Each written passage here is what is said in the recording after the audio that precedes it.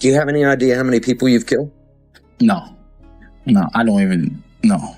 But you remember doing it?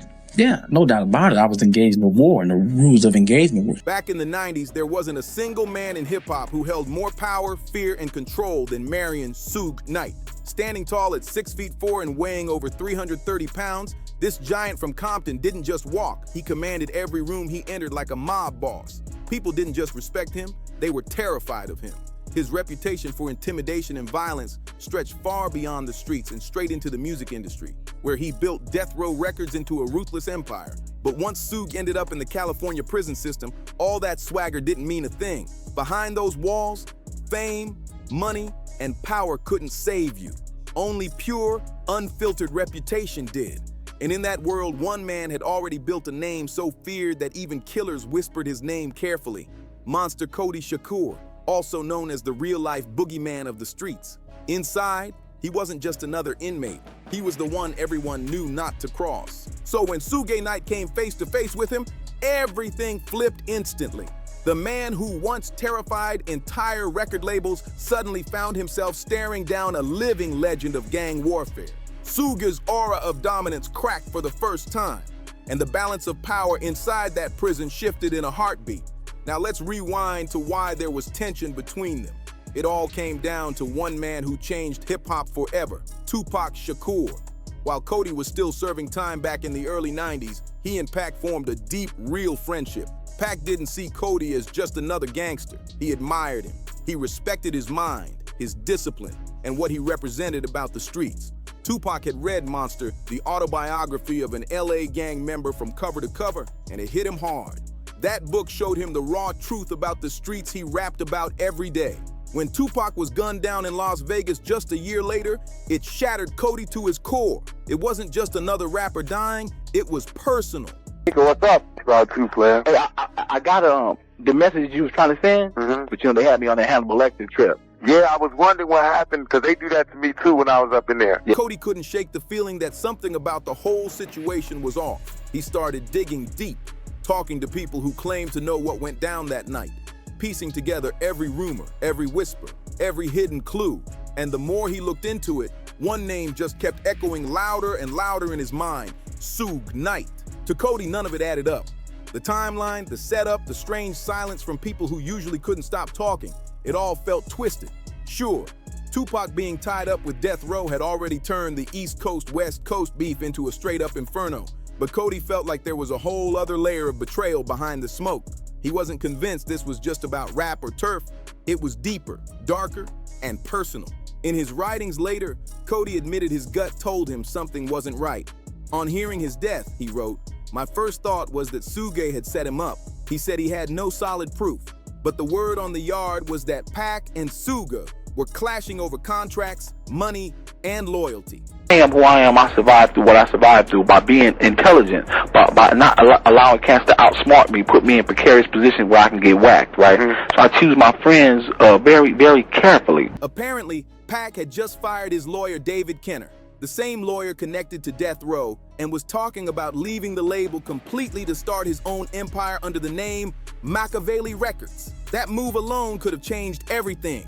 Cody couldn't shake the details that didn't make sense. He had read that Tupac wasn't wearing a vest that night, and when he saw the photos in Vibe magazine, it backed up what he feared. But that made no sense at all. From everything Cody knew, Machiavelli never stepped out without his bulletproof vest or his piece on him. That was just who Pac was: sharp, cautious, always prepared. So how did a man that careful end up unprotected in the middle of Vegas? On the night he got shot, something about it screamed set up. And then came another question that kept him up at night. If the Southside Crips were really behind the hit, the same guys Pac supposedly fought at the MGM earlier that night, why didn't they unleash on the entire convoy?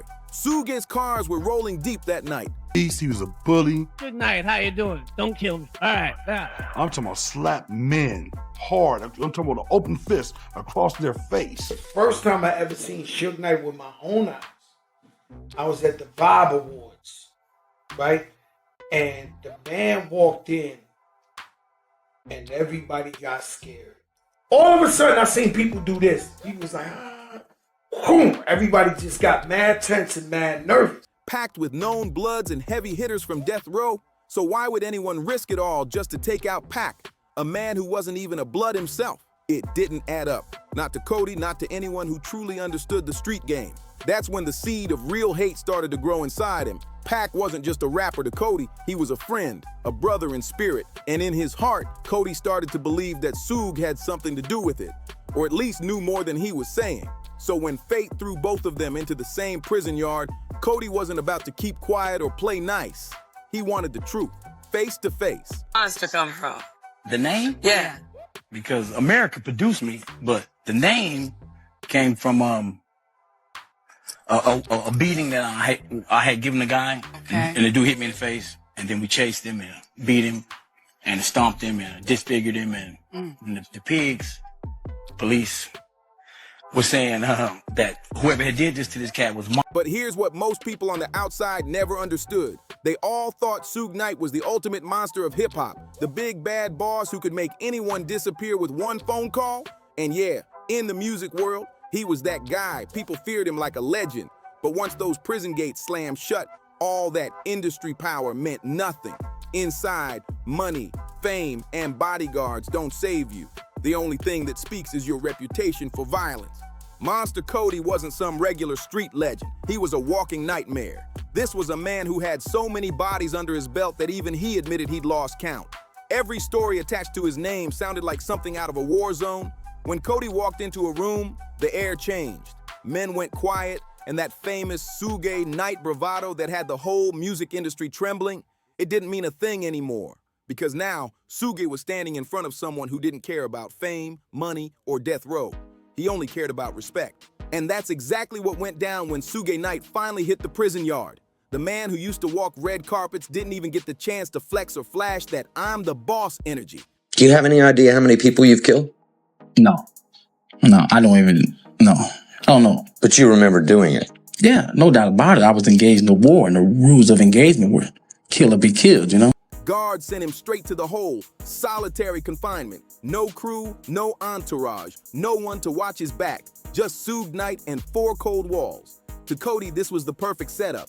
He saw it as a chance to get close, to test the man everyone claimed ran the streets. Now here's where things get interesting. The truth is, Cody and Suge had never even crossed paths on the streets before. Their worlds might have both been drenched in LA gang culture, but they belonged to completely different universes. South Central and Compton, those areas didn't mix like that. The politics didn't overlap and the respect lines were clearly drawn. By the time both men ended up behind bars, they weren't kids banging corners anymore. They were in their 30s, older, wiser, and way more strategic. So when Cody decided to approach Suge, it wasn't on no fanboy vibe or gang talk. He didn't see a celebrity. He saw another man locked in a cell. And because he came from a code built on both dominance and respect, Cody chose to move smart. He figured Suge had just come in from county and probably didn't have anything. No supplies, no connections inside yet. So Cody did something nobody expected from someone with his reputation. He sat down, grabbed a pen, and wrote, "Suge a note." In that short letter, Cody introduced himself, broke down how things worked in the hole, and explained the silent rules of survival behind those bars. You know we start shooting the movie next month, right? You do? I'm telling you, man, I want you to play me, man. I want to play you. Okay, dig this. Can't nobody play you. I'm gonna plug you in, man. I'm telling you, can't nobody do this shit but you. We're gonna have that Shakur thing. Alright, I'm gonna blow it up. We're gonna have that Shakur thing. Hey, I represent it for you. I'm telling you. All of New York. I got all those New York dudes who hate the West Coast screaming out your name. Then, to really send his message, he put together a little care package. 2 bars of soap, deodorant, some lotion, and a few packs of Top Ramen. Basic essentials that meant everything inside. He stuffed it all in a big envelope and had it rushed straight to Suge's cell. Now, to outsiders, that might have looked like an act of kindness, but Cody wasn't being soft. This was a calculated move, a power play. He wanted Suge to know he wasn't showing fear, he was showing control. It was his way of saying, "I see you, but I run this place." When Cody unfolded Suge's note, he couldn't believe what he was looking at. The handwriting was wild, crooked, shaky, like a kid trying to copy block letters for the first time, lines uneven, words smashed together. It didn't look like something that came from the so-called boss of Death Row Records. Still, Cody tried to play it cool. Maybe Suge was stressed, maybe the hole was breaking him down. Prison had that effect on people, so Cody let it slide for the moment. He grabbed some paper and shot back a kite. That's prison slang for a note tied to a strip of bedsheet weighted with a bar of soap so it can be slid or tossed from one cell to another. In it, Cody kept things respectful but firm. He acknowledged Suge's letter, threw him a few lines of advice, and told him straight up that sitting in solitary was a waste of time. Start pushing to get out to the yard, he told him. Stop rotting in the hole. Cody wasn't about to watch a man drown himself in self-pity, not even Suge Knight. The next day, another kite came sliding back across the floor. Same deal, same childish handwriting, same crooked stick letters. That's when Cody started thinking strategically. He wanted to look this man in the eye and see who he really was. So he pulled a few strings, used his name and respect inside to make it happen. Within a week, he got both their names added to the law library list. When they pulled the pistols out, I swear on everything I love, first thing I thought about was reading in your book when you was talking about how you felt when them niggas drew down on you. Ain't that cool? Exactly how I felt. The setup, the shit you was talking about, how you just look up and the nigga be like... That meant 3 full hours side by side every week. Plenty of time for Cody to study him, build a vibe, and when the time came, press him directly about Tupac's death. Once they started meeting in the library, the conversation flowed easily at first. Cody kept it cool, talked about prison life, street codes, the game, but Suge couldn't help talking about himself. And then, out of nowhere, he dropped something that made Cody freeze. Suge said, "Tupac died owing me money." That line hit like a punch to the gut. Cody was stunned. How could that even make sense? I had just brought in more than $60 million for Death Row Records. He was the label's engine, its voice, its face. He was Death Row. The man was literally keeping the lights on, the cameras rolling, and the money flowing. So how could the biggest star in the game owe anybody anything? Cody sat there staring at Suge, trying to read between every word, every twitch in his face. Something about that claim didn't sit right. As they kept talking, Suge started breaking down what he said really happened the night Pac got shot. He told Cody the whole mess kicked off earlier that day, when one of their death row chains got snatched. To Suge, that wasn't just jewelry. It was a symbol, a badge of honor, something you bled for. Losing it wasn't just disrespect, it was war. Suge told him Pac was furious when he heard the news. He was pacing, cursing, and ready to jump into action. It couldn't slide, Suge said. Pac wasn't going to let that go unchecked. "You know how we are," Suge told him, almost bragging like he was proud of the chaos that followed. "When it's on, Suge told him. And that's when the real madness started. Later that night, Tupac spotted the dude who had snatched that death row chain earlier in the day. And without hesitation, no thinking, no talking, they rushed him right there in the middle of the MGM crowd. Power. And then when we do that, we register the voters. And if we can register them for Democrats, Republican, or Independent, and telling them, look, we got this many voters in this city, we want you to do this, we want a community center, we start hitting up Nike for the free clothes, the computer stores for the free computers for each community center. Pac and his crew didn't hold back.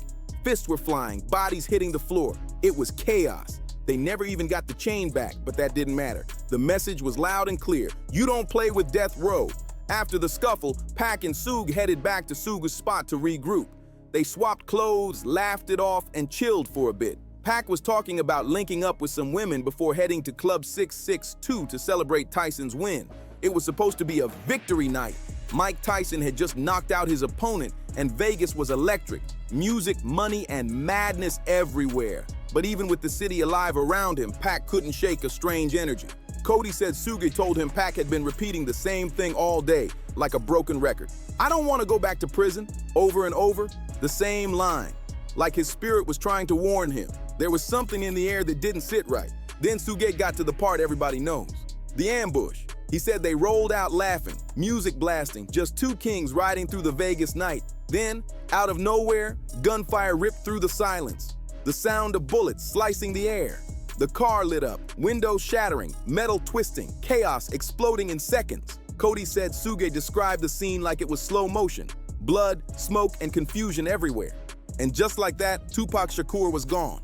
When Suge finished, he claimed it was Orlando Anderson who pulled the trigger. The same guy Pac had fought hours before.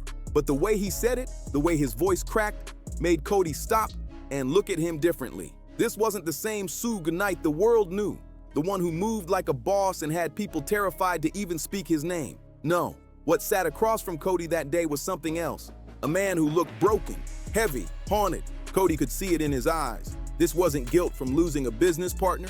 It was grief, deep and raw. Suge looked like a man who had lost the only thing that made him untouchable. And worse, he looked like someone who knew, deep down, that he'd never get that power or that loyalty back again. Now, anyone who's heard about that conversation between Cody and Suge always brings up the same question. Why would Suge open up like that? Why spill his guts to anyone, let alone another inmate? But the truth is, Suge wouldn't have said a word if it had been just some regular guy. If it were anyone else, he would have flexed his power, maybe even tried to intimidate them. That we're gonna drive to all these drug areas, right? Yeah. Imagine me, Redman, Stretch, Ice Cube, them type of niggas getting out, going up to the whoever's the main drug dealer on that block, those niggas to dinner, invite them niggas to some Sean Perignon, steak and lobster, and be like, look, player, we asking you, not telling you, we asking you as a player to a player, can you please give us a pass to have these streets clean? But this was Monster Cody. Cody's name alone carried weight. He wasn't some wannabe gangster. He was the blueprint. His reputation had been carved into LA history years before Suge ever owned a studio. Everybody inside knew who Monster Cody was. Even Suge, with all his fame and millions, had to recognize the man sitting across from him. And maybe that's exactly why he started talking. Because for once, he wasn't the scariest man in the room. Cody believed there was a chance his real father was Dick Bass, a former running back for the Los Angeles Rams. He thought his mother might have had an affair with the football player, though no proof ever surfaced. True or not, that rumor alone was enough to poison the home. His supposed father, Ernest Scott, carried that resentment like a weapon. He took it out on Birdie, beating her in front of the kids, and he saved a special kind of cruelty for Cody. Ernest made sure Cody knew he wasn't one of his. He'd take the other kids out to eat, to the movies, even to visit his hometown in Houston, and he'd leave Cody behind every single time. The message was clear: you don't belong. By 1970, the marriage collapsed. Ernest and Birdie divorced, but the pain stayed. Ernest still came around on weekends, but he never brought warmth, just more bitterness. 2 years later, Birdie packed up what was left of the family and moved to 69th and Denker, right in the heart of South Central Los Angeles. It was a war zone in the making. Gangs, drugs, and poverty on every corner. Birdie worked multiple jobs just to keep the lights on, which meant Cody was on his own most of the time. And the streets, they were always open. That's where he found his new role models. Men like Stanley Tookie Williams, leader of the West Side Crips. Tookie would later admit he carried guilt about the way he acted around Cody. He knew the kind of influence he'd had on the boy. Looking back, he blamed himself for exposing Cody to the life, the gangs, the guns, and the drugs, especially PCP, which would soon take a heavy hold on him. By 1975, a new Crip set had formed in Cody's neighborhood, the 8 Tray Gangsters, and Cody wasted no time pledging allegiance. He had just finished 6th grade. While most kids his age were worrying about homework or summer break, Cody was already chasing street fame. His initiation was brutal. One night, he and a group of older members stole a car, loaded it up with shotguns, and went hunting for enemies, the Bloods, specifically a set known as the Brims. Cody was handed a sawed-off shotgun and given one simple rule: he couldn't leave until every shell was fired. That was his baptism, his entry into gang life. From that moment, Cody wasn't just another kid from 69th and Denker. He was Monster. The name fit. Cody's reputation spread fast. He was known for being fearless, unpredictable, and ruthless. Even other Crips respected and feared the energy he carried. By 14, he had already caught his first serious case, shooting a fast food worker who had disrespected his younger brother Kershaw. But that was only the beginning. As the years went on, Cody became a central figure in one of the most infamous Crip wars in Los Angeles history, the deadly feud between the 8 Tray Gangsters and the Rollin' 60 Crips. They even talked about doing a book on Tupac's life. Pac said he'd been thinking about it already and called Monster a classic. Cody told him Pac's story would be even crazier. And looking back, he wasn't wrong. Then, the conversation turned darker. They started talking about the Quad Studio shooting, one of the lowest moments in Pac's life. Pac admitted that before the shooting, he believed in the movement. He believed in unity, in bridging divides, in bringing people together. But after getting shot and feeling betrayed, something inside him shifted. He started leaning into gang ties, keeping his circle small, because in his mind, being open and trusting had gotten him set up. Cody could relate. He told Pac that's exactly why he kept his own circle tight, because too many friends only create more chances for betrayal. I only trust a select few, Cody said, and I'm intentional about who I call family. Looking back, that part of the conversation feels chilling because one of the biggest theories about Pac's death is that it wasn't the streets that got him. It was the people closest to him. And that's why when Tupac died, Monster Cody's first thought wasn't about the streets, it was about Suge Knight. Monster Cody never got the chance to bring his vision to life with Pac, but that didn't stop him from rewriting his story. He went from being one of LA's most feared gang members to an author and activist, using his pain as a warning to anyone walking the same path. Unlike Suge Knight, who's still behind bars, Cody managed to find redemption in his own way. His story came to an end in 2021 when he was found dead, passing away from natural causes. But his words, his lessons, and his legacy still echo through the streets that made him. What do you think about Monster Cody's transformation and that bond he shared with Tupac? Was it fate or something deeper?